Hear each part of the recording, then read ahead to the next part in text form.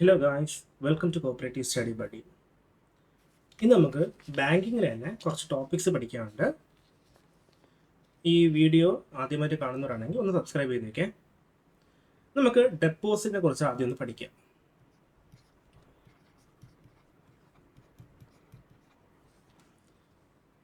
നമുക്കറിയാം, ബാങ്കുകളിൽ ഡെപ്പോസിറ്റ് എന്ന് പറയുന്നത് രണ്ട് തരത്തിലാണ്.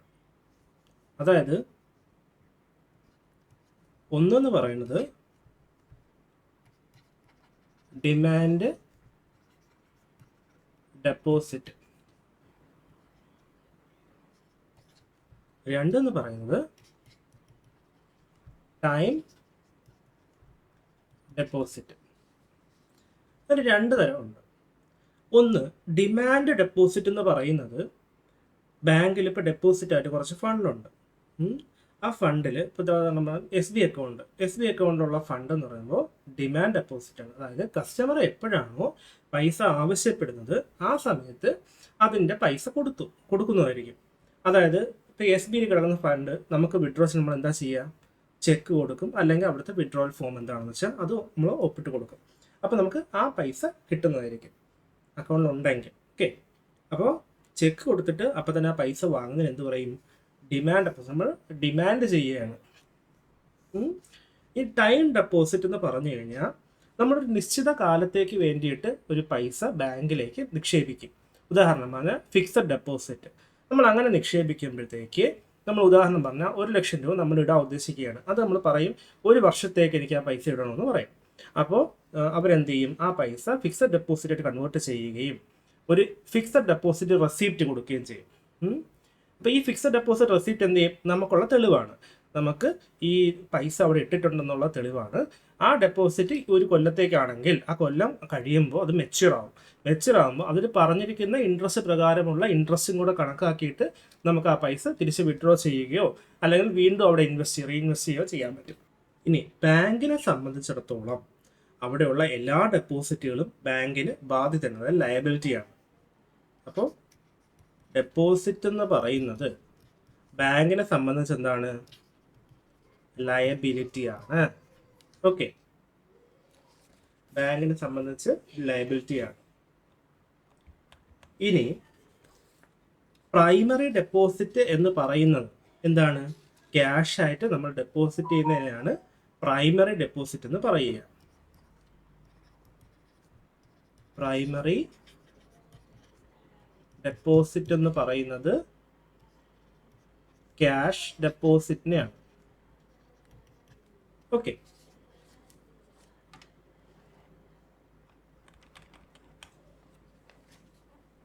ഇനി നമുക്കറിയാം, നമ്മുടെ സേവിങ്സ് അക്കൗണ്ട്, നിങ്ങൾക്കെല്ലാം ബാങ്ക് അക്കൗണ്ട് ഉണ്ടായിരിക്കുന്നതായിരിക്കും എന്ന് വിശ്വസിക്കുന്നു. അപ്പോൾ ബാങ്ക് അക്കൗണ്ട് ഉള്ളപ്പോഴത്തേക്ക് ഈ ബാങ്ക് അക്കൗണ്ടിൽ മിനിമം ബാലൻസ് നിർത്തിയില്ലെങ്കിൽ അവരെന്ത് ചെയ്യും?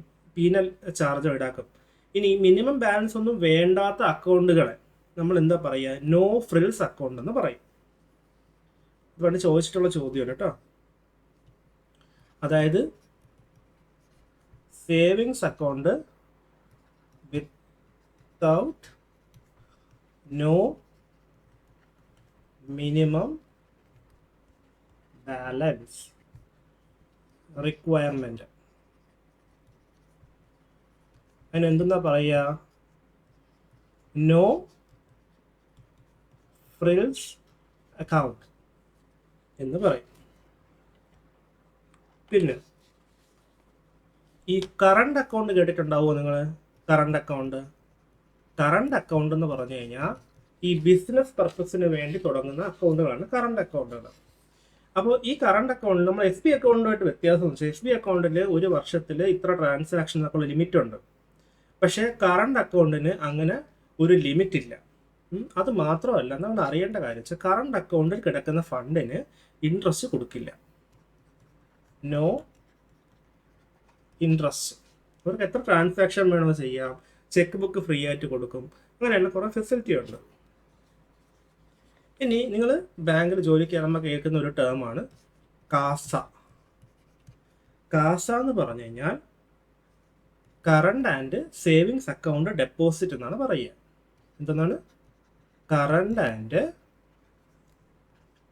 സേവിങ്സ് അക്കൗണ്ട് ഡെപ്പോസിറ്റിനെയാണ് കാസ എന്ന് പറയുക.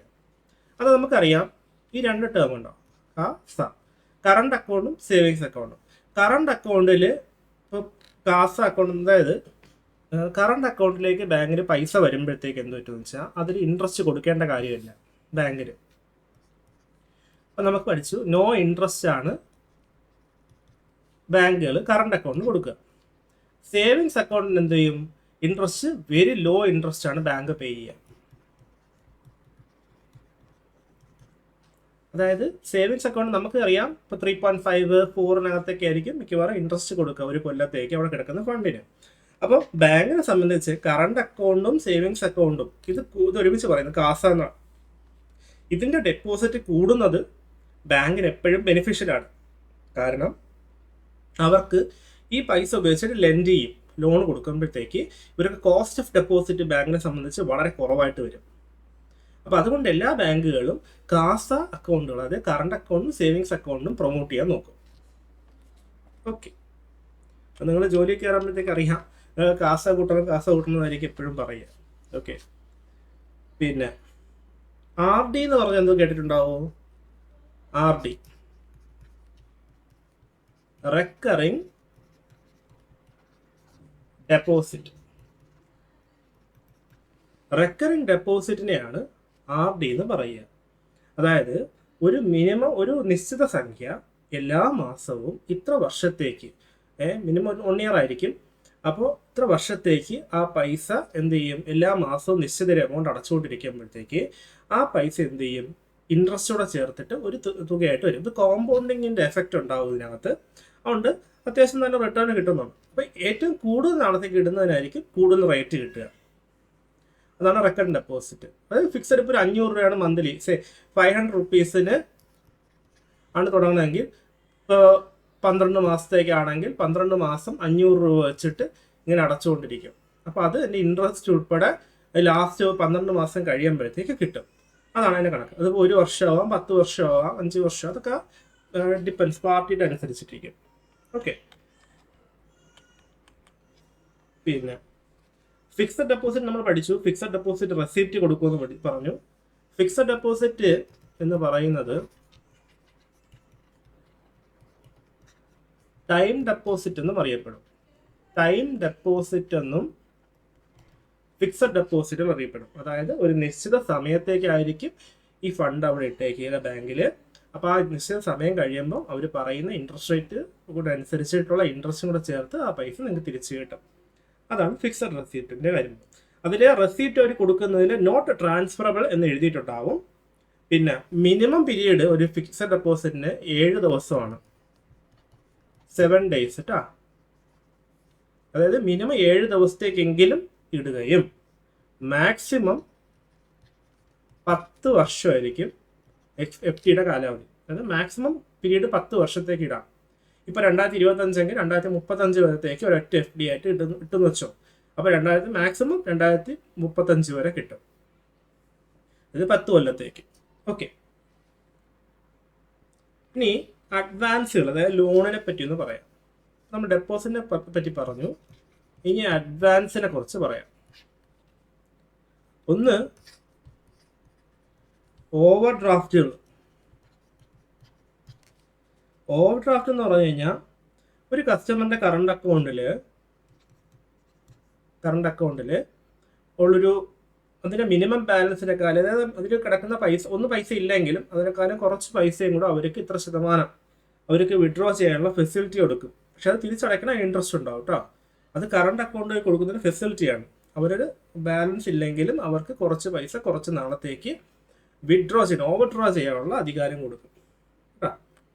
അതിന് ഇൻട്രസ്റ്റ് ബാങ്കിന് ചാർജ് ചെയ്യാം. അതിനെ ഓവർ ഡ്രാഫ്റ്റ് എന്ന് പറയും.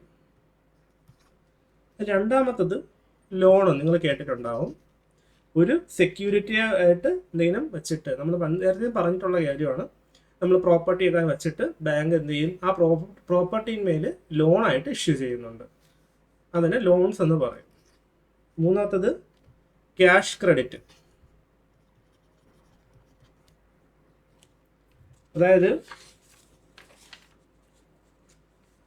നമുക്ക് എന്തെങ്കിലും ഒരു അസറ്റ് ഉണ്ടെങ്കിൽ ആ അസറ്റ് ഈടായിട്ട് വെച്ചിട്ട് നമുക്കൊരു ലിമിറ്റായിട്ട് പാസ്സാക്കി ഇടുന്നൊരു രീതിയുണ്ട്. ആ ലിമിറ്റ് വരെ നമുക്ക് ആ പൈസ ഇന്ന് ബോറോ ചെയ്യാൻ പറ്റും ക്യാഷ് ക്രെഡിറ്റിൽ. പിന്നെ നമുക്കറിയാം ഡിസ്കൗണ്ടിങ് എന്ന് പറയുന്നത്.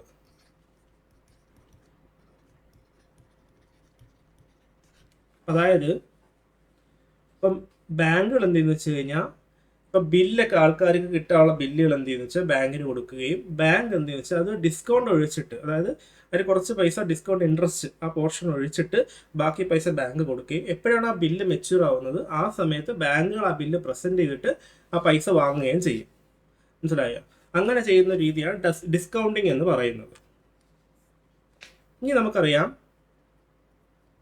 നമ്മൾ കേട്ടിട്ടുണ്ടാവും ഡിമാറ്റ് അക്കൗണ്ട്. ഡിമാറ്റ് അക്കൗണ്ട് എന്ന് പറഞ്ഞാൽ ഡീമെറ്റീരിയലൈസ്ഡ് അക്കൗണ്ട് എന്നാണ് അർത്ഥം. ഡീമെറ്റീരിയലൈസ്ഡ് അക്കൗണ്ട്, അതായത് ഈ അക്കൗണ്ട് ഉണ്ടെങ്കിലാണ് നമുക്ക് ഈ ഇതിനകത്ത് പൈസക്ക് പകരം ഇവിടെ നടക്കുന്നതെന്ന് പറഞ്ഞാൽ കമ്പനികളുടെ ഷെയർ നമ്മൾ വിൽക്കാനും വാങ്ങാനുമായിട്ട് ഉപയോഗിക്കുന്ന ഒരു അക്കൗണ്ടാണ് ഡിമാറ്റ് അക്കൗണ്ട്. ഇതിന്റെ പേരെന്താണ്? Dematerialised account.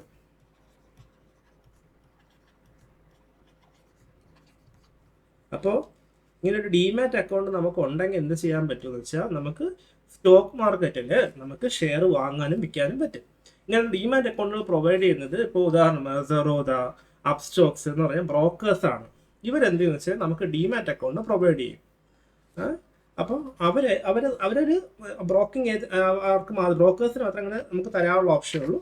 അവർ CDSL നോക്കിയിട്ട് അവർ നമുക്ക് ഈ അക്കൗണ്ട് ഉണ്ടാക്കി തരും, ഡിമാറ്റ് അക്കൗണ്ട്. ഇനി നമുക്ക് CRRനെ കുറിച്ച് പഠിക്കാം. Cash reserve ratio, CRR. Cash reserve ratio, CRR. ഈ നമുക്കറിയാം ബാങ്കിന് ഇപ്പോൾ ഒരു 100 രൂപ, ഉദാഹരണത്തിന് 100 രൂപ കിട്ടിയ ആ 100 രൂപയും ബാങ്കിന് ലെൻഡ് ചെയ്യാൻ പറ്റില്ല. മനസ്സിലായോ? അതിനകത്ത് SLRും CRRും ഒക്കെ മാറ്റി വെച്ചതിന് ശേഷം മാത്രമേ ബാങ്കുകൾക്ക് ഈ പൈസ ലെൻഡ് ചെയ്യാൻ പറ്റൂ. അതായത് 100 രൂപ കിട്ടിയാൽ 100 രൂപ എടുത്ത് ലെൻഡ് ചെയ്യാൻ പറ്റില്ല.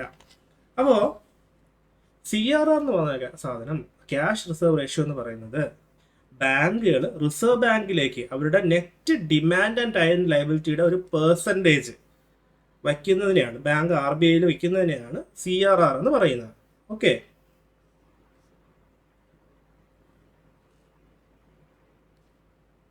അതായത്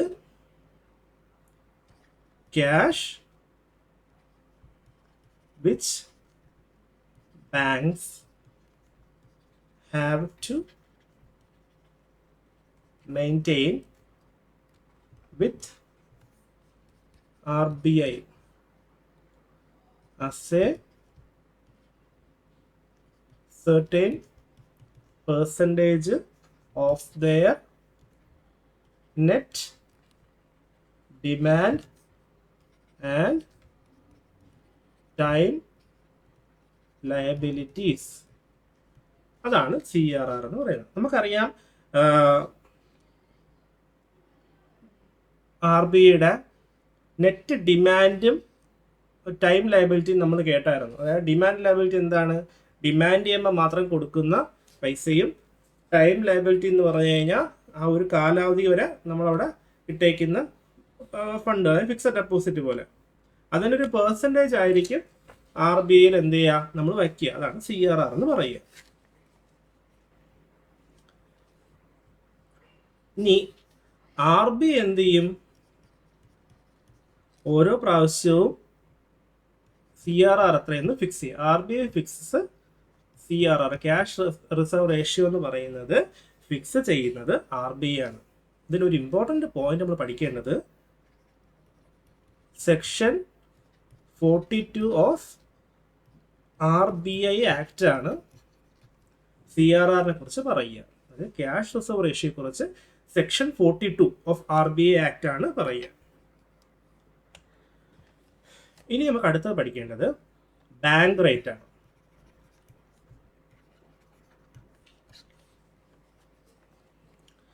ബാങ്ക് റേറ്റിനെ കുറിച്ച് പറയുകയാണെങ്കിൽ കൊമേഴ്ഷ്യൽ ബാങ്കുകൾക്ക് സെൻട്രൽ ബാങ്ക് ലോങ് ടേമിന്, ശ്രദ്ധിച്ചോണം, ലോങ് ടേമിന് RBI എന്ത് ചെയ്യും? കൊമേഴ്ഷ്യൽ ബാങ്കുകൾക്ക് ലോൺ പ്രൊവൈഡ് ചെയ്യും. ആ പ്രൊവൈഡ് ചെയ്യുന്ന ഇൻട്രസ്റ്റ് റേറ്റിനെയാണ് പറയുന്നത് ബാങ്ക് റേറ്റ്. അതായത് ലോങ് ടേമിനാണ്, അത് ഓർത്തോണം, ബാങ്ക് റേറ്റ് ലോങ് ടേമിനാണ്. അതായത് RBI ഒരു സർട്ടൻ പെർസെൻറ്റേജിന്, സർട്ടൻ ഇൻട്രസ്റ്റ് പെർസെൻറ്റേജിന് എന്ത് ചെയ്യും? കൊമേഴ്ഷ്യൽ ബാങ്ക്സിന് ലോൺ കൊടുക്കും. അതിനെയാണ് ബാങ്ക് റേറ്റ് എന്ന് പറയുക. അത് RBIയുടെ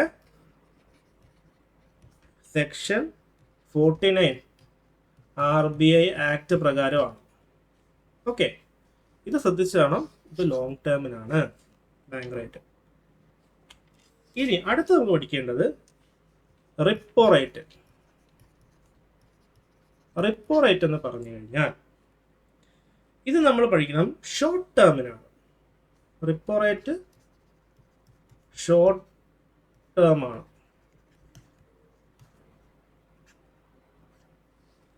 അതായത് rate of interest levied on short-term loans taken by commercial banks from RBI.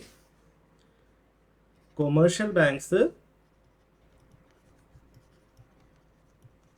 Short ടേമിന് വേണ്ടിയിട്ട് ലോൺ എടുക്കും ഫ്രം RBI. അതിനെയാണ് റിപ്പോ റേറ്റ് എന്ന് പറയുക.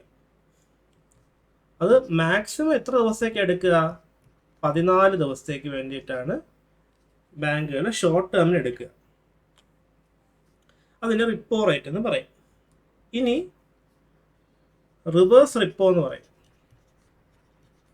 റിവേഴ്സ് റിപ്പോ റേറ്റ് എന്ന് പറഞ്ഞാൽ ഈ കൊമേഴ്ഷ്യൽ ബാങ്കുകളിൽ എക്സസ് ക്യാഷ് ഉണ്ടാവും, സർപ്ലസ് ക്യാഷ് ഉണ്ടാവും. ഈ സർപ്ലസ് ക്യാഷുകൾ എന്ത് ചെയ്യും? ഒരു RBIക്ക് കൊടുക്കും. അങ്ങനെ കൊടുക്കുന്നതിന് RBI അവർക്ക് കൊടുക്കുന്ന റേറ്റ് ഓഫ് ഇൻട്രസ്റ്റിനെയാണ് റിവേഴ്സ് റിപ്പോ റേറ്റ് എന്ന് പറയുക. അതായത് commercial banks give surplus amount to RBI. അങ്ങനെ RBIക്ക് കൊടുക്കുമ്പോൾ RBI അവർക്ക് കൊടുക്കുന്ന റേറ്റിനെയാണ് റിവേഴ്സ് റിപ്പോ റേറ്റ് എന്ന് പറയുക. ഇങ്ങനെ കൊടുക്കുന്നത് 1 മുതൽ 14 ദിവസത്തേക്കായിരിക്കും. പിന്നെ അത് ഡെയിലി ഇൻട്രസ്റ്റ് ആയിരിക്കും ഒരു കണക്കാക്കുക. 1 തൊട്ട് 14 ദിവസം വരെ ആയിരിക്കും കൊടുക്കുക. ഇനി SLR, സ്റ്റാറ്റ്യൂട്ടറി ലിക്വിഡിറ്റി റേഷ്യോ.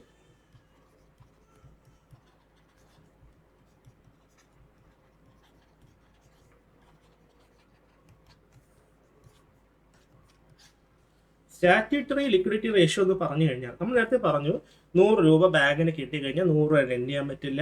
അതിൽ കുറച്ച് പൈസ CR ആയിട്ട്, അതായത് ക്യാഷ് റിസർവ് റേഷ്യോ ആയിട്ട് RBIയിൽ വയ്ക്കും. ബാക്കി പൈസയിൽ എന്ത് ചെയ്യും വെച്ചാൽ SLR കീപ്പ് ചെയ്യണം, അതായത് സ്റ്റാറ്റ്യൂട്ടറി ലിക്വിഡിറ്റി റേഷ്യോ. ഇതെന്ന് പറഞ്ഞു കഴിഞ്ഞാൽ കൊമേഴ്ഷ്യൽ ബാങ്കുകൾ അവരുടെ ക്യാഷ് ആയിട്ട്, ഗോൾഡ് ആയിട്ട്, ഗവൺമെന്റ് അപ്രൂവ് സെക്യൂരിറ്റീസ് ആയിട്ട് അവരുടെ നെറ്റ് ഡിമാൻഡ് ആൻഡ് ടൈം ലയബിലിറ്റിയുടെ ഒരു പോർഷൻ അവർ മാറ്റി വെക്കണം. എന്നിട്ട് അതിനുശേഷമുള്ള പൈസ മാത്രമേ അവർക്ക് ലെൻഡ് ചെയ്യാൻ പറ്റുള്ളൂ. അപ്പം ഞങ്ങളും ബാങ്കിന് അങ്ങനെയാണ് ചെയ്യുക.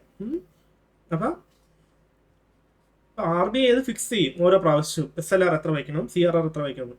അതനുസരിച്ചിട്ടായിരിക്കും നമ്മളെ എക്കോണമിയിലുള്ള ഫണ്ട് ഫ്ലോ എന്ന് പറയുന്നത്. ഓക്കെ, അതായത് ക്യാഷ്, ഗോൾഡ്, ഗവൺമെന്റ് സെക്യൂരിറ്റി, ഇതിലേതൊക്കെ ആയിട്ട് വേണമെങ്കിലും അവരെന്ത് ചെയ്യും? SLR കീപ്പ് ചെയ്യണം. അതായത് കൊമേഴ്ഷ്യൽ ബാങ്ക്സ് കീപ്പ് ചെയ്യും പൈസ. ഇതിനെയാണ് SLR എന്ന് പറയുക. ഓക്കെ, അപ്പോൾ ഇതെന്താണ്? ഏതിൻ്റെ പെർസെൻറ്റേജ് ആണ്? Percentage of total demand and time liability ആണ്.